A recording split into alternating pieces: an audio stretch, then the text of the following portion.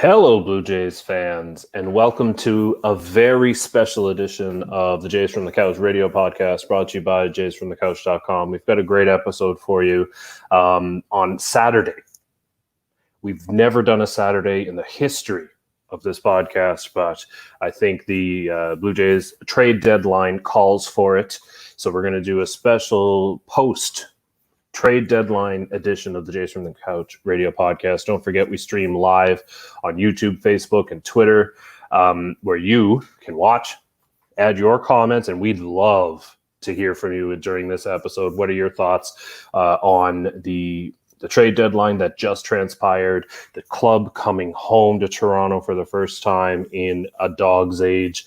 It's an exciting episode, so we're going to get right to it. Don't forget, you can follow us everywhere you find the social media access. We're there.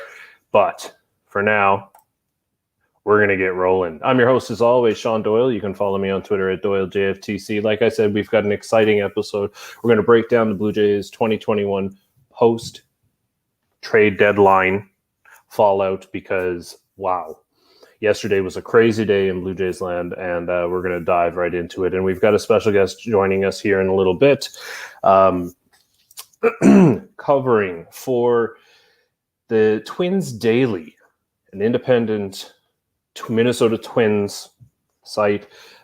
We've got Seth Stohs coming on, and he's going to give us the other side of the mega deal, if you will, for Berrios and Austin Martin and Simeon Woods-Richardson, and everybody's got an opinion. There is no down the middle on this one. Everybody's got an opinion, and we're going to get into those. And to help me do that, host of Sunny Side of the Dome, Karen Suter, fresh. The smile is still there, fresh off of the first home game, real home game in a very long time. Karen, how are you? I'm great. How are you? Wonderful. I wish I was as great as you, but anyway. And joining us from an undisclosed location, our U.S. correspondent, host of the On Feck Circle, Tuesdays, 6 p.m. Eastern Time, the Feckless Wonder himself, Steve Feck. How are you doing? Doing great, Sean. I'm actually at Ben Sherrington's house. It's been a big cool party. For the whole trade deadline, we've been just partying like crazy. So, Ben finally went to sleep for a little bit, and I'm just staying up a little while longer to clean up. But yeah, right. I have to. I kind of crashed the place. It's like he invited me to his house. I just kind of showed up, like I was a pizza delivery guy, and I just never left. And you had no pizza. Yeah. Oh, no, I brought a pizza. I mean, I'm not that bad, but All right. So, yeah, we've got a special guest. Seth Stohs is going to join us from Twins Daily here in a little bit. But, Karen, I wanted to start with you because fresh off of not only the trade deadline, but 2 years of bouncing around and fake home games, the Blue Jays actually came home. You were there last night. Tell us the feeling in the stadium and all of that.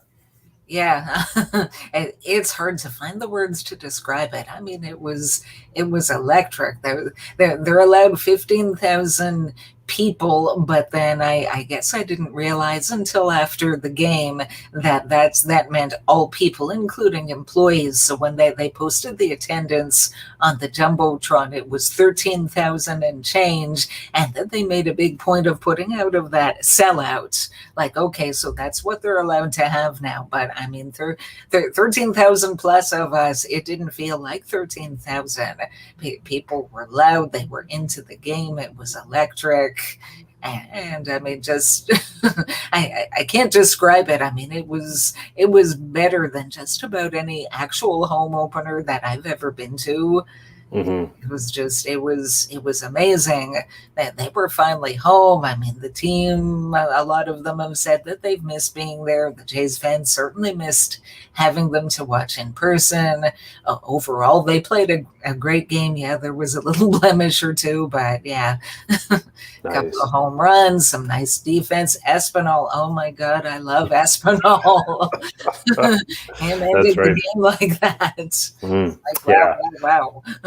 Super exciting, and I'm just glad that Ryu gets to at least, that half of his contract with Toronto isn't spent somewhere else. Yeah. But anyway, we'll get into that in a little bit. Right now, we're being joined by Seth Stohs of Twins Daily, the independent source for Minnesota Twins coverage. Seth, I'm glad that you could join us. How are you doing? I'm doing well. Thank you for having me. How much fun was yesterday? Oh my God, it was the best trade deadline I can remember, and I'm not just saying that. I don't think I can recall one as exciting as that. No, as a Twins fan who thought we were going to be good this year, and it's been immensely disappointing. There were so many rumors, so many, ideas. It was hard to keep track of everything.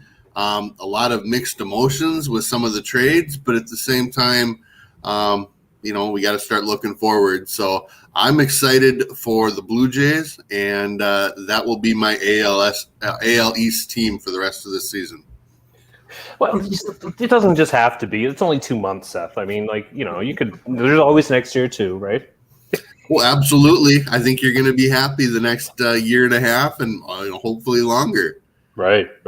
All right, so we're going to fire some questions at you just to kind of get your take on the Berrios deal and the kind of the fallout thereof. And we'll start with Karen. Right. Hi, Seth. How are you doing? Good morning. Good morning. Yeah, so crazy day yesterday, and our two teams got together and made a pretty big trade. So what can you share with us Blue Jays fans about Jose Berrios? We'd love to have your insight. What are we getting, both on the field and whatever you might know about him as a person off the field? Yeah, I mean, I think you'll be impressed. And I got to know him first starting in probably 2014. And if you've seen the YouTube video of when Twins legend Tony Oliva introduced his name at the draft and saw his reaction, his response, you can't help but like the guy. But great everything. I think it's fair to say he's probably the best pitcher the Twins have drafted, certainly in the last 10 years, probably in the last 25 years. Wow. On the mound, you're going to get a guy who competes. He wants to do well. He really works hard. He has a good fastball, anywhere from 93 to 97.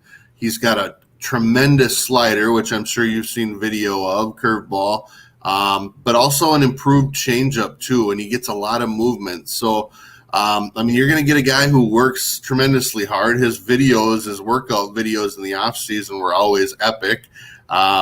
Just a great guy, a great family person. I always enjoyed talking to him at spring training or in the Target Field clubhouse. Just very great family. Overall, I think the Blue Jays are going to like him. That's great. Thanks so much for that.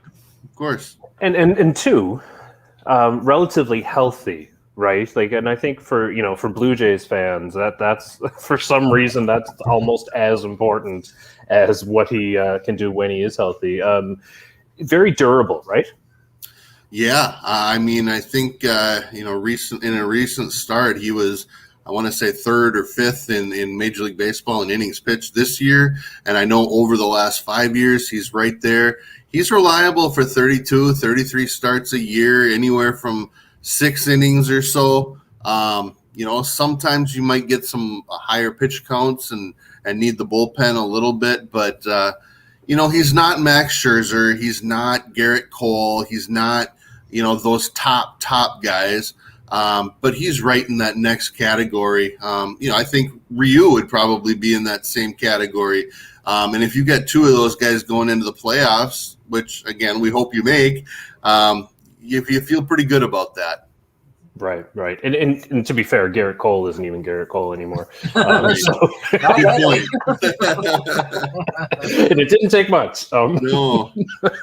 So I wanted to ask you, Seth, when you were following Twitter like everybody else and hitting that refresh button and all of that, and you saw the names that were coming back to Minnesota in Austin Martin and Simeon Woods Richardson, what were your thoughts? Are you like, because there's two camps here, right? There is no down the middle. There's, oh my God, the Blue Jays got fleeced.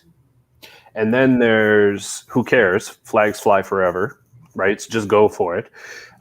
So I guess my question is, where are you on that spectrum?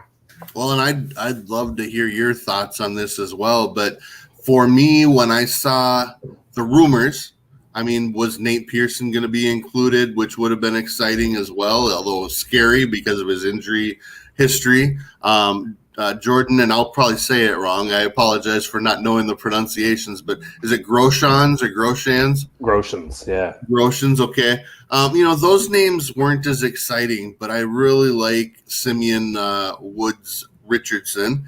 Just a 20-year-old in Double-A. He's on Team USA in the Olympics right now. I mean, there's a lot there. I've seen some video, and the curveball sure looks impressive, good velocity. But to be honest, as soon as I saw Austin Martin included in the deal, I was thrilled. I mean, absolutely. Like, I understood. I mean, Berrios is one of my favorite players, favorite people that I've had the opportunity to get to know. But when I saw Austin Martin included in the deal, I thought, okay, the Twins did all right. I understand they have to trade him. I understand why, all that good stuff. But to get Austin Martin back, and I mean, he's not a perfect prospect either, but, getting those two for Berrios, I'm happy. In my mind, and I'm sure you saw Baseball America where they ranked all of the prospects that were traded. I think Martin was number 2, and Woods Richardson was maybe 4 or 5. Joe Ryan, who they got from the Rays, was I think 4 or 5 as well. I think the Twins did well. For me, I mean, Austin Martin is right there with Royce Lewis in terms of the Twins' top prospect now. And Simeon Woods Richardson fits right there with the guys like Joe Ryan, Matt Cantorino, Josh Winder, Jordan Balazovic, some other top pitching prospects the Twins have. And as a Twins prospect guy, that's exciting. We're going to get to see those guys. They're all in Double-A or Triple-A. They're guys that we could see very soon. So, yeah, I'm curious to hear, your opinion on that as well, because, I really think it's a deal that makes sense for both teams. Yeah, well, before we get there, we have somebody watching on Twitter, and MLB King 48 is reaching out to help. I assume. Tell them how to properly pronounce his name. So, and I heard you. It's Berrios. Berrios, yes. Okay. See. Trust me, it took me 4 years to get it right. Thank you for helping educate us. Yeah. That's right. Important stuff. Yeah, that's right. But in all seriousness, though, I mean, if we're going to be, watching and talking about him for a little while, we better get it right. So thank you, MLB King 48, whomever you may be. As far as and I'll let Steve and Karen weigh in here too, but I'm very much a flags fly forever. You know what I mean? And prospects are kind of not just what you use to replace the on-field product, but in a different way, you use them as a commodity to improve your team in the moment, perhaps. So I'm not as heartbroken as some people are. And Austin Martin is not showing a whole lot of power potential. And Simeon Woods Richardson is still 20. So for me, Berrios helps us right now, and that's perfectly fine with me, even though it was an expensive pickup. That's baseball. So, Steve, I'll let you weigh in here too. Well, again, it's nice to be the not the only American on the podcast. So I appreciate you, Seth, for joining in and helping me that way. I think it all fit into, and correct me if I'm wrong, what Derek Falvey's been talking about, not only yesterday, but throughout the whole trade deadline lead up in that it was time for the Twins to retool. So you look at their draft, and other than their first rounder and then the Comp A pick, everybody else in their 20 picks were college players, juniors, seniors that in theory would be to the majors quicker. I know you talked about Balakovic. You have Duran also. They're probably going to be with the major league club next year. Ryan and Drew Stoutman, who you got for Nelson Cruz, they're ready for the major league club. So I was wondering, do you agree that not only their draft strategy, but what the Nelson Cruz deal and getting guys that are going to be major league ready next year, did that really set up the Twins to be able to cash in, bringing in Martin and Simeon Woods Richardson for such a high quality pitcher like Berrios? Yeah, no, I agree with that. I think, that has been their strategy. When they have high picks, they aren't afraid to take a Royce Lewis, Keone Cavaco, the high ceiling high school type. Chase Petty certainly as a pitcher fits into that as well. Noah Miller. But after that, they do go college guys. And Derek Falvey came over from Cleveland and has built or was credited for helping build their pitching staff, which involves Shane Bieber, who was like a day 2 draft pick, and Savali and Plesac, and even Corey Kluber. They acquired him before he became Corey Kluber, and he was a 12th round pick. All of those guys out of college, and we've seen that with the Twins as well. Bailey Ober, Charlie Barnes, Griffin Jacks, they're all day 2, Ober day 3, Taylor Rogers, who a lot of people thought would be traded, day 3, 11th round pick several years ago. So I think they believe in how they develop pitchers. And yeah, since we are on a Toronto show, I think we do need to highlight just how good Jordan Balazovic is and has become as a prospect. I know he's from Mississauga, went to school there, 5th round pick in 2016. So they definitely have had a strategy, but also they were able to capitalize on Berrios, who simply put wants to be a free agent and maximize his value. So that meant trading him now when his value is at its peak. And then they kept Buxton, they kept Kepler, Donaldson, Maeda, Pineda even. They have Jorge Polanco. They've got guys that are good. They don't have to be terrible and do a full tool retool or rebuild. They're able to retool. And Austin Martin fits with Royce Lewis as guys that could play short, could play second, could play third, could play center. They love the flexibility. And, the key is going to be they've added these pitchers, and you hope that they're ready either this year or next year or certainly within the next 2 years. Right. And so, Karen, your thoughts on Austin Martin, Simeon Woods Richardson? Right. Yeah. I mean, seeing the news of the trade yesterday, at first I was excited. I thought, wow, the Jays just hugely upgraded the starting rotation. And then I saw what the cost was. I'm like, oh my goodness. I can't help but feel that the Jays overpaid. Not that Berrios isn't really, really good, but for a year and a half of him. And the Twins potentially get 6+ years of these other 2 guys together. So, I mean, I really hope it works out for both teams, for all the players involved, hope that they maximize their potential. I mean, I really had my hopes up for both Martin and Woods Richardson to be a part of the Blue Jays' future. So still cheering for them now that they'll be with the Twins. But yeah, I'm mostly happy about the trade, but I just feel like they overpaid. They got someone really good, but they overpaid. I can't help but wonder, because after the Dodgers added Scherzer and Trey Turner, I wonder how much San Diego upped their offer. Were they willing to go CJ Abrams and Mackenzie Gore? I kind of doubt it, because I would think the Twins would have taken that.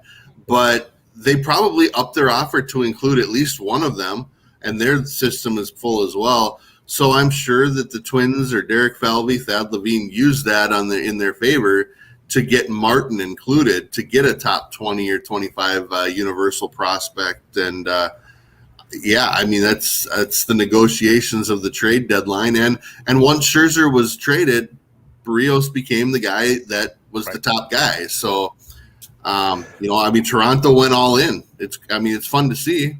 Yeah, and I can't help but wonder too how much of that was we are coming home for the first time in 2 years, and we can't come home without Berrios. If it's Berrios, fine, but we can't come home without a big addition. Splash. Yeah. Sure. But that, and I guess we'll never know the answer to that. But Seth, I wanted to ask you, and you touched on it a little bit. I wanted to ask you about the deals they didn't make. Because the Twins had Donaldson, and for I allowed myself just for a brief second to imagine what that would be like if he came back to Toronto. But it's never going to happen. I think the personalities clash between him and the management. But Donaldson, Buxton, Pineda, and why? Was it maybe that they didn't find something to their liking for those guys? Or was it that they really wanted to keep on as much as they could so that the retooling doesn't take as long? What are your thoughts? Yeah, I think it was more the latter. I think, they certainly were willing to listen. It sounds like the Mets offered a package that would have been for both Josh Donaldson and Kenta Maeda, who's on an unbelievable contract for like 3 more years. They just couldn't come up with a number of how much the Twins would pay Donaldson.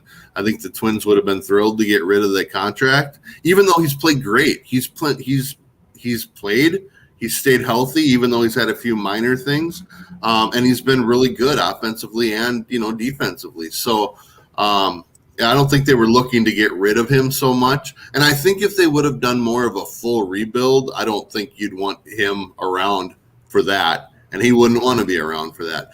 I'm more confused by why they didn't trade Michael Pineda. I know they love Pineda, and Pineda loves Minnesota. He signed 2 2-year contracts with the team, but he is a free agent at the end of the year. So why not deal him? I think once Berrios was traded, they could have got something for Michael Pineda. I'm not saying a A prospect or maybe a mid-B prospect, but something. And you still could bring him back next year if you like him so much. So that one surprised me a little bit more. I think once the Yankees acquired Joey Gallo, their interest in Max Kepler went away. I think Byron Buxton did have a lot of interest, but the Twins certainly weren't going to just give him away. I think it was kind of a twofold thing. They wanted to continue to be relevant and competitive next year, while at the same time maximizing the value of Berrios. Right. And Toronto still was, they were looking for, but they still are in need of a lefty bat. So I was really hoping they'd throw in like a Joe Mauer or Justin Morneau, you know what I mean? I think they're available. Although Justin Morneau has become an absolutely fantastic analyst for the Twins. He's kind of become that number one guy. I mean, that is someone I'd take that. Proud of. Yeah, Blue Jays fans would absolutely take that. Yeah, I bet. Steve, you look like you had one more question before we let Seth get out of here. I was just wondering, Seth, do you think that the fact that they didn't move Pineda, does that indicate that maybe some of the young arms really would benefit more finishing the year out at AAA or AA as opposed to being force-fed into the majors? I mean, I'm a big believer, if somebody's major league ready, let them get their brains beat out if they have to. I mean, this is the year to have somebody have that happen. But I was wondering, is that more a reflection? Do you think from management's viewpoint, hey, let's not push it too much. Let's just go with what we have. And then if Pineda signs, great. If Pineda doesn't sign, well, we've got all these arms now that we can bring up next year. Right, and right now they've got Charlie Barnes, Bailey Ober, and Griffin Jacks, who will probably make a lot of starts. Randy Dobnak, if he comes back from the injured list, I think you have to decide what you have on those 4. Those 4 aren't the top prospects the way Balazovic, Winder, Ryan, and some of the other names we've talked about are. So I think there's 2 things. One, you want to make sure that you don't push a guy before he's really ready. I think you have to play the 40-man roster game, of course. But I also think a big factor the Twins are considering, and probably other teams, is the fact that these minor leaguers didn't pitch at all last year, or certainly didn't pitch in competitive big games, where there's stress involved. So I think they're also going to be really careful about innings, number of pitches, all of that. And they don't want to throw these guys in August and September as they're starting to get tired. Some stressful early MLB career innings. They might give them some to give them a taste, but at the same time, they're going to protect their arms. So having a guy like Pineda and Maeda, even Alexander Colome, who I don't think they could find anyone to give them anything for. I mean, you almost keep him around just so you don't blow out all your bullpen arms late in the season too. So there's a fine line there that I won't pretend to understand where it is. But yeah, it's a balance that teams have to figure out the rest of the year after the 60-game season last year. Yeah, for sure. And after that 60-game season, I think the whole trade deadline itself is reflective of just how much everybody missed every single facet of the game of baseball. The trade deadline was unlike anything I've seen. And it was so good for the game of baseball. And the Twins made off, I think, rather well in the aggregate when you look at everything that they were able to accomplish through that trade deadline. So Seth, before I let you go, I want to just give you the opportunity to let everybody know how they can follow you and all of your coverage of the Twins. Well, as you can see, there's my Twitter handle at Seth Tweets, but also at Twins Daily on Twitter and Facebook and all that good stuff. Twinsdaily.com. We've got a full page of articles just on from the trade deadline yesterday. We cover the minor leagues, the major leagues, the draft, everything a lot. So yesterday was a fun day for us as well. I do want to say thank you for including me. It's been a lot of fun. I've enjoyed this a lot. I'm looking forward to Austin Martin and Simeon Woods Richardson and how they progress. Maybe seeing the latter pitch in the Olympics. That'll be fun. But yeah, I want to thank you. I'm a Jose Berrios fan. Personally and all that. He's been good to me. He's got my daughter is a huge fan. She was not happy yesterday. They've got pictures together and all that kind of fun stuff. So I will be a Jose Berrios fan for life. And I'll hope the Blue Jays are able to get to the playoffs and this year and next year, all that good stuff. They're a fun team to watch. And I also wanted to add that I may be the in the States as well. But I'm guessing that I am further north than any of the rest of you, as I'm in northern Minnesota, right on the Canadian border. So I'm guessing if y'all are in Toronto,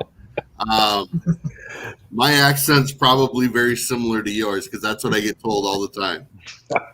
I'm the only Torontonian here. That's right. Okay. Yeah. Well, I know I'm further north than you then. Seth, listen, this was fun. And I'd love to have you back on anytime. And tell your daughter we'll take good care of Berrios for her. We'll do that. Thank you so much, you guys. Have a great weekend. All right, take care. So there you go. I mean, I think it's very clear that when you look at it from a baseball perspective, right, you have one team that had a commodity that was hot, right? Whether or not we think that the price given was equal to, it doesn't matter, because once Scherzer is off the board and you're watching your clock and you got to make a move, right? So, and then you have the other side where they're retooling and they get two high-end prospects that they think can contribute. So overall, I guess it's hard to really, when you think about it, it's hard to complain about that kind of deal. But Matt here was watching on YouTube. Given how much Berrios cost and his similarity to Stroman, is it time to revisit how well Atkins did in that trade? Berrios is slightly better, but Martin versus K is a massive difference in price. So I guess the question is, when you're looking back at the Marcus Stroman trade, do you think they got what they could have? Karen, I'll start with you. Yeah, I mean, Matt does make a good point there.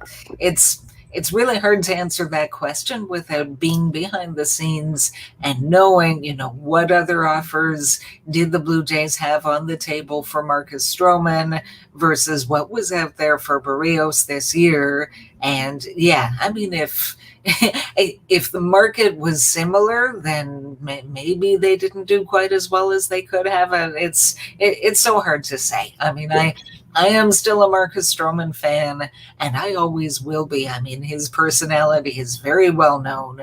He's very polarizing. Anybody who knows anything at all about Stroman either loves him or can't stand him.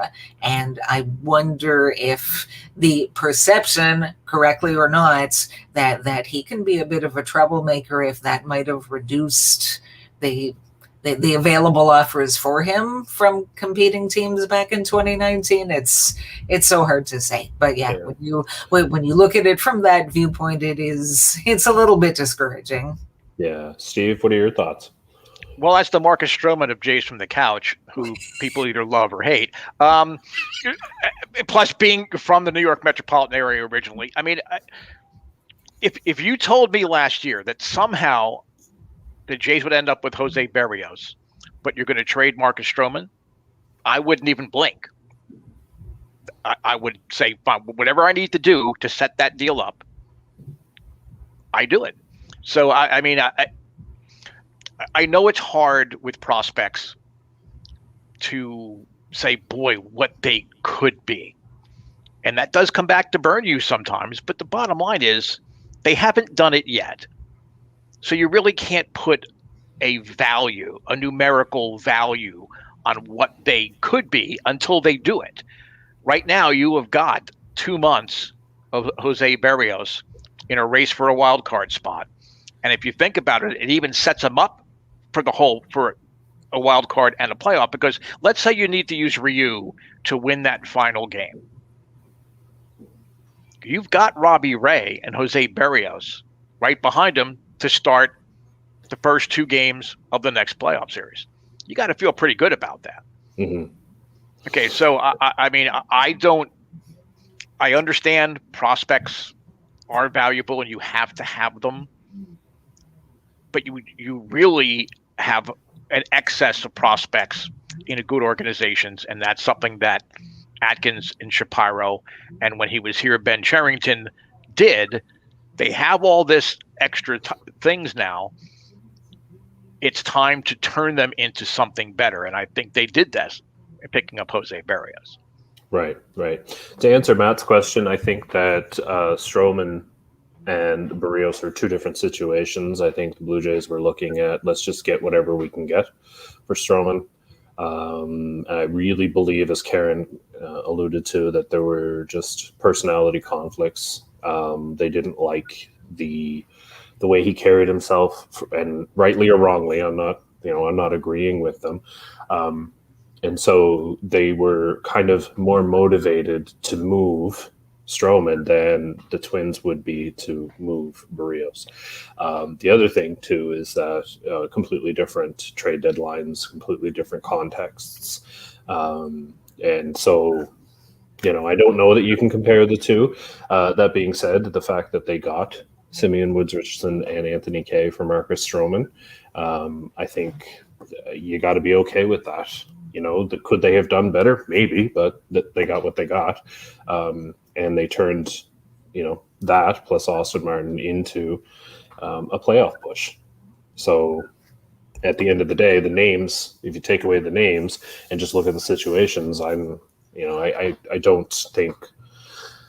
bemoan anything that has happened to this point. It is what it is. And I think what the next 2 months are going to be exciting.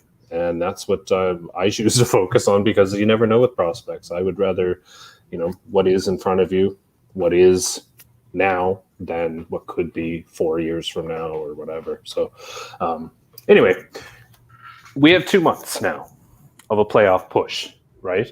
And, I said it when Seth was on, that I think that Toronto could not have come home without a big splash. And this idea of the front office clinging to their prospects, that's over. They can never be accused of that again. And I have said it on the podcast before. I don't know that they would dip into their valued prospects to pull off a big trade. They did, and I'm glad they did. The the idea of the front office won't be pressured into making moves, I think there was some pressure here. I think they felt the pressure to come home with a shiny new toy. So I think the perception of this trade deadline has changed, or at least pushed or moved the perception of this front office in a way that I don't think we saw coming. So Karen and Steve, I'm going to get you guys to respond to that part. And Steve, I'll start with you.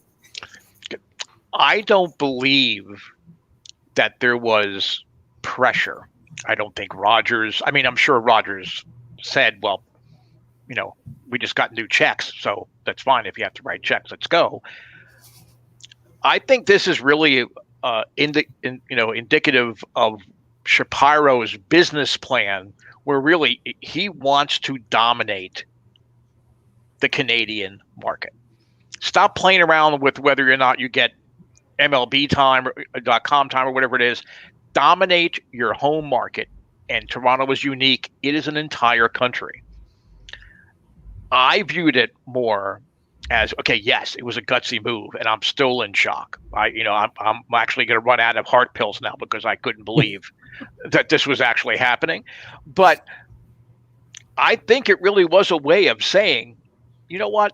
Thank you, Blue Jays fans. Thank you specifically Canadian Blue Jay fans, because you put up with so much and you have not wavered in your fandom. Yes, you send nasty tweets or whatever it is, but you stuck by us and you waited and you waited and you kept believing. So we're going to reward that faith, and we're going to show you that we're serious about building something really special for the country by making this deal when they did.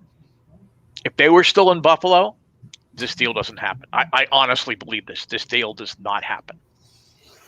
Yeah, and you may be right. I guess we'll never know. But I think, in what you're saying is that the fans influenced the moves by the front office, and I don't think we ever would have seen that. I don't think anybody saw that coming. But nobody saw a pandemic. You know what I mean? It was such a unique moment in time.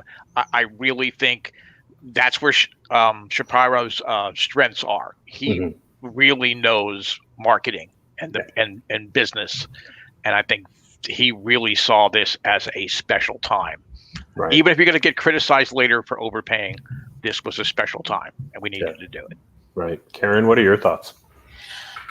Yeah, I'm still like Steve. I'm still in shock and in awe. I think I've been saying all along that that when the time is right, they will make big moves. And so many people didn't think that they would. They've already signed, they've already signed a couple of big free agents. They opened up the purse strings for Ryu and for Springer, and now they've traded away a couple of their higher ranked prospects. And I just this past Monday, I said Ross Atkins isn't getting off that pot without doing something significant. I didn't see a move this big necessarily coming, particularly to trade away two such highly ranked prospects for someone with, dare I say it, only a year and a half of team control. 2.5 might have been a little better for what they gave up, but hey, it was what it was. So they're going for it. I'm happy about it. And Steve, I told you so. I had to put that in there. I'm sorry. I almost put hashtag Karen told me. I really did. I almost changed it, but I was running up against it, so I didn't have time to change the thing down below. But like you said, it's the cost of doing business at the end of the day, and that's where I'm from. That's where I'm coming from. And now business is going to pick up. It's going to be an exciting 2 months. I really believe that. I tweeted the other day that August, looking at their schedule, it's a great time to make up some ground. So, they've done their part. The front office has done their part. They've injected this team. The coming home has injected this team with some energy, and it should be an exciting couple of months. And we're going to be right here the whole time. The podcast every Monday at 6 p.m. Eastern Time. Karen's show, The Sunny Side of the Dome, Thursdays at 6 p.m. Eastern Time. And Steve on the On Fact Circle, Tuesdays at 6 p.m. Eastern Time. We're going to have so much fun to talk about, fun stuff to talk about, excuse me. And Matt, I think, sums it up perfectly here. One last comment. We can argue about the cost, but over the last month, Atkins has undoubtedly made this team much, much better. And at the end of the day, that's the point right there. So we've just been talking for 40 minutes and Matt summed it up in one sentence. So thank you, Matt, for watching as always. You're one of our regular viewers, and we appreciate that. So for Karen, for Steve, for Seth over at Twins Daily, I want to send a special thank you to him for taking his time to join us, because, you know, he almost missed all of the messages and stuff because his phone has been blowing up. Rather busy time in Minnesota to be covering baseball, but it was a great episode. So for Karen, for Steve, for Seth, this is Sean Doyle. You can follow me on Twitter at Doyle JFtC. Hoping life gives you a juicy fastball down the middle and you don't miss it. Take care.